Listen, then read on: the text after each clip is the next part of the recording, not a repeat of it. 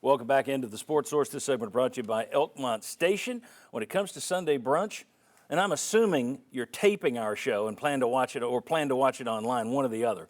The place to go for Sunday brunch is the Elkmont Station. Elkmont Station off Campbell Station Road. Great food, handcrafted cocktails, brand new Sunday brunch experience at Elkmont Station. Check out their brunch menu at elkmontstationknox.com. How much do I like this place? I like it enough that I'm telling you, go there for Sunday brunch when I have a show that's opposite your Sunday brunch.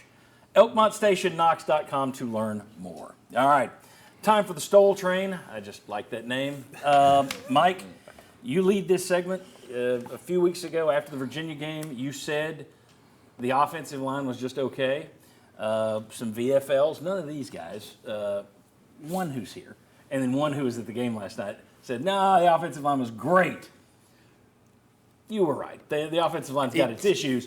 Explain what, first of all, start this conversation. What are the issues? I mean, you lost a guy to the first round in the NFL draft.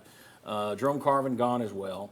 Cooper May's still out hurt. But we were talking last night, you don't have two guys at any place where they kind of line up. Get into that a little bit. So first of all, yes, I was right. I told John. It pains you to say it. I know. It's just, I hate. And plus, they were dogging me on my picture, so I was in Vegas last week trying to find more Mike Stowell pictures so I can put up when I do my remote my remote section.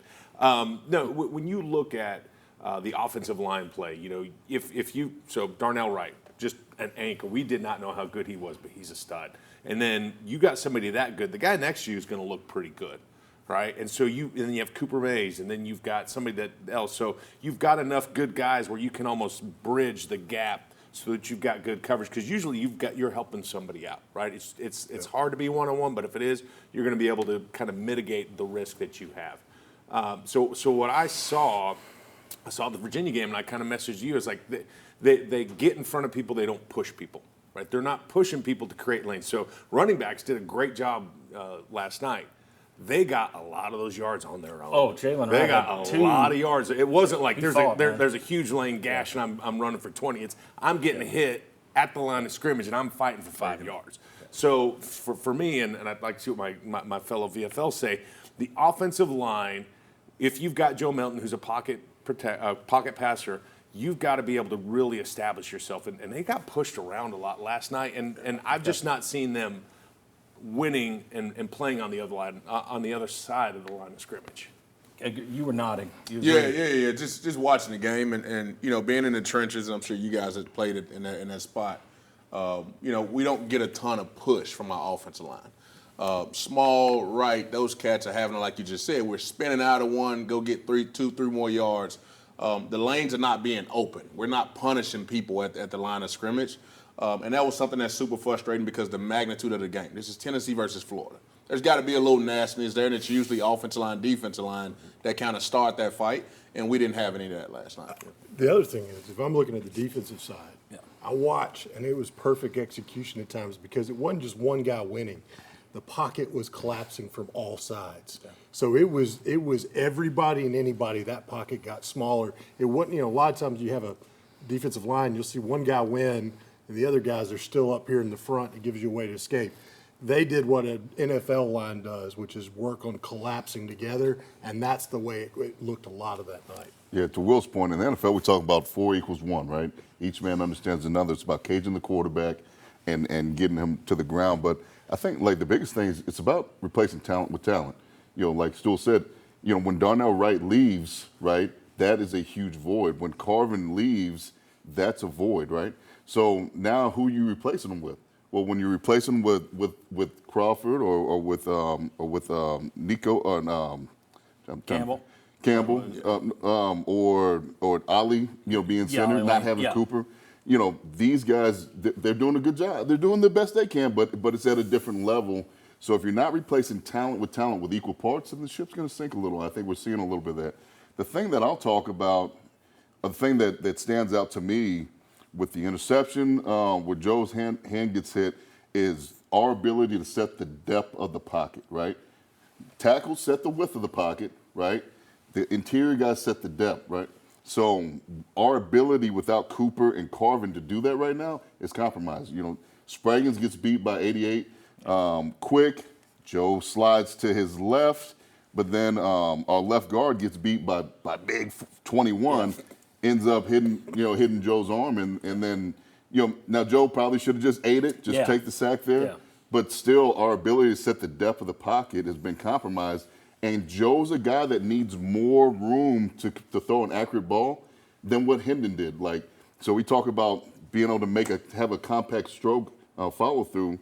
Joe needs a little bit more room. We got to be able to do a better job setting the depth of the pocket. All right, let me be very quick with this. Everybody's going to have to jump in real quick here.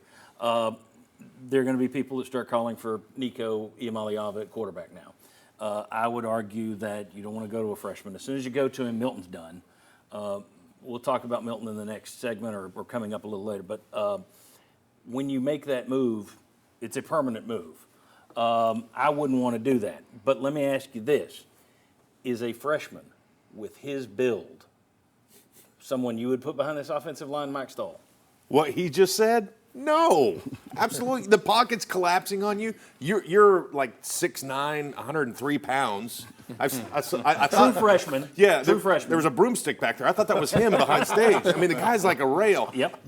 He is not built right now to take those kind of hits. Now, if he can get outside and do some things, but I think he already got banged up at Virginia and stuff, so no. I also think if you're talking about Joe Milton having to adjust to some of this stuff, that's a fifth-year senior. Mm-hmm. You put a freshman out there like that, I would be worried about creating bad habits early on if he's having to react to an offensive line that isn't protecting him. I would go opposite, and here's the reason why. We got a segment coming up where we're going to say, all right, how many wins are guaranteed on this schedule coming up? If we play like we played last night, I would say go ahead and go with the freshman. And here's the reason why. If you watch his tape, he's elusive. He can move around. And then there's another guy I played with that he kind of reminded me a little bit of, and he moves a little bit better than him, which was Tyler Bray. He can snap it. He's got the whip. He don't need as much like Simon just talked about. He's got to have as much depth to get the accuracy off. I think this kid can throw the ball, but then also he can move around a little bit, which may help that offense. As long as he doesn't do this, I'm cool with it. Well, you still don't change your wide receivers helping you out, right? I mean, you still don't have the guys right now that I would say, hey, those guys are going to help my guy out and give him confidence. I don't have those guys. I got running backs that I got to figure out how to get in the passing game more because that's my guys that are going to make plays. 10 seconds, Kevin. Would you have Nico in the conversation at this point? Absolutely not. We're deficient at wide receiver from what we've been in the last 8 years. Not nearly as good as what we were last year.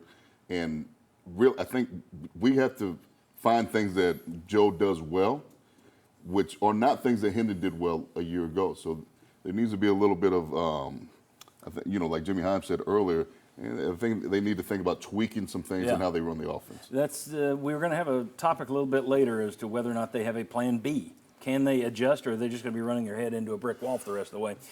When we come back, let's talk more about the offense.